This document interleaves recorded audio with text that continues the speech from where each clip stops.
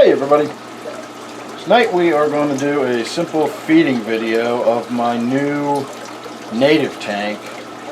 I've had some shenanigans going on with my camera this evening. I've actually shot 2 videos already and lost both of them without being able to upload them. Without further explanation, we're going to go ahead and just shoot this video. I also want to point out that I'm testing out my cordless mic, so as I walk around the room, I hope I will still sound as though I'm right there front and center. Now, my cordless mic has given me problems in the past with some terrible static, crackling noises and stuff, so we're going to be kind of testing for that as well during this video.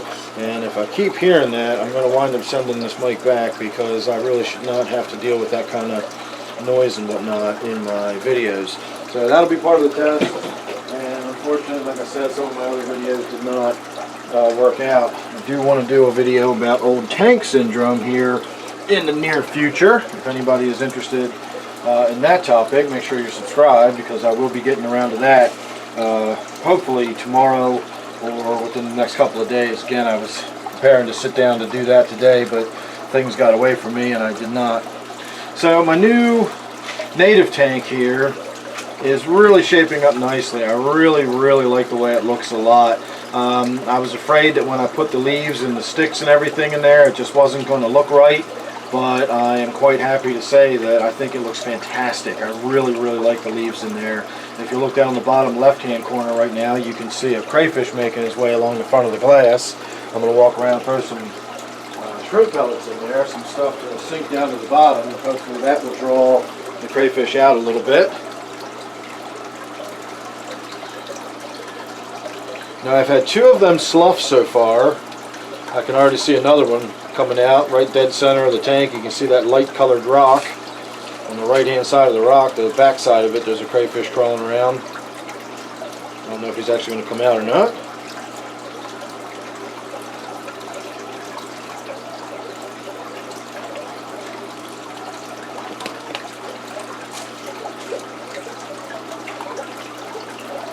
And I'm just doing this to get some of the food that's floating on the surface to sink down into the tank a little bit.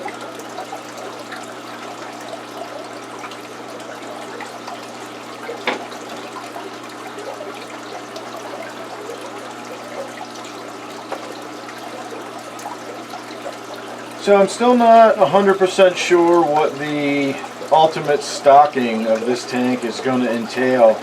I'm kind of almost thinking we don't really need to put anything else in there.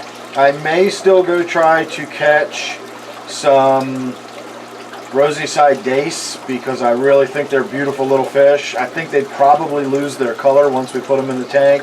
My experience has been that most colorful fish around here, like the bright sunfish, you catch them out in the wild and you see them out in the sunshine and they're just, they sparkle and their colors are so vibrant, and you put them in the tank and I don't know if it's stress or what, but their colors just seem to wash out and they just never seem to look right. So I think if I put some rosy side dace in here, we would get something similar, although we would get some color from them, and that would be better than what we've got in there now, because right now we've got gray mosquito fish, and a lot of them have pregnancy spots on them, so we're probably going to have a lot of mosquito fish in the fairly near future. And then I've got those 5 of those little minnows that I assume are some type of Notropis species. I know a lot of people say it's this kind or it's that kind. I know they look like black-nosed dace, but there's 15, if you look up Notropis species, there's 15 of them that it could be that look very similar. It comes down to counting the number of scales or the number of rays in their fins and that sort of thing. So I long ago decided I don't care because they're just minnows in my fish tank. It's academic to me. I don't really need to know what kind of fish they are. And so I'm not too worried about that. I did catch, well, you can see that one zigzagging around the middle like crazy. I did catch 6 of them, but the day I put them in the tank, one of them was already swimming funny, and I never saw it again, so I'm assuming the crayfish got it. Speaking of crayfish, I don't know if you've noticed it or not, but I just noticed the one that has crawled out onto the sort of angled rock on the right, the gray rock that's at a 30-degree angle, maybe 25-degree angle, and then just behind that is another one who's sticking his head up right where a couple of pieces of stick sort of crisscross. There's a crayfish sticking its head up from behind that. So really neat little animals. In fact, I'm going to take the camera off the tripod here as gently as I can.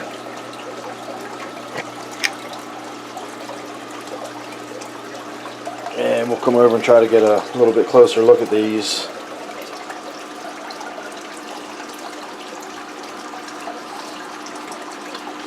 Now that,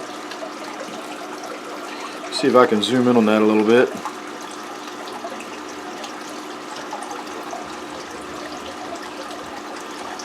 That does not look like the sloughed claw of a crayfish. That looks like a dead crayfish to me. So after this video, I'm going to have to get in there and root around and see if that actually is a dead crayfish or not. Now that would be interesting if it is. If it was a sloughed skin or a sloughed shell, it would be more translucent.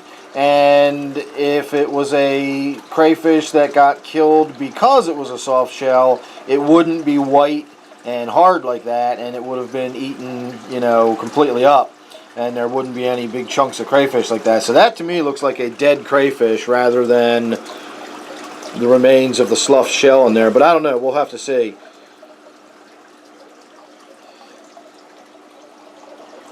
There's that one in the back. Oh, there's the other big one. I knew it was in here somewhere. You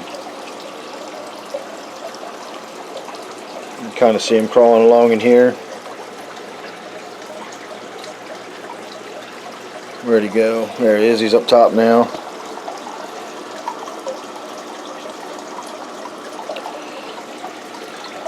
So, alright, I'm curious. We're going to have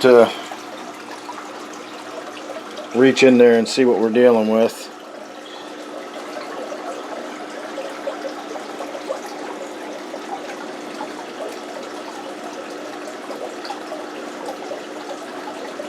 Nope, that's just the sloughed.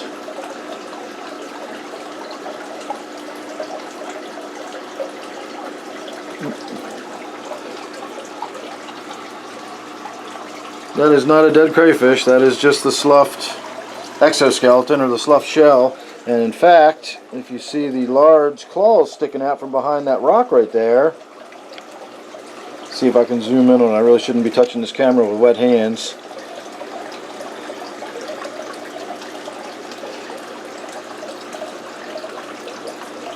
Kind of zooming in on it. Camera doesn't really know what to focus on. So that's the other big one, and the sloughed shell there came from one of the big ones. So my concern was that once one of the crayfish is sloughed, it doesn't matter how big they are. When they are freshly sloughed, they are soft meat, and even fish will, you know, these little minnows will attack them and tear them apart because they're just soft meat. They have no protection. And certainly other crayfish will get in there and attack them and chomp them up. So it's only been 2 days, and I think it takes about 2 or 3 days for their new fresh exoskeletons to harden up.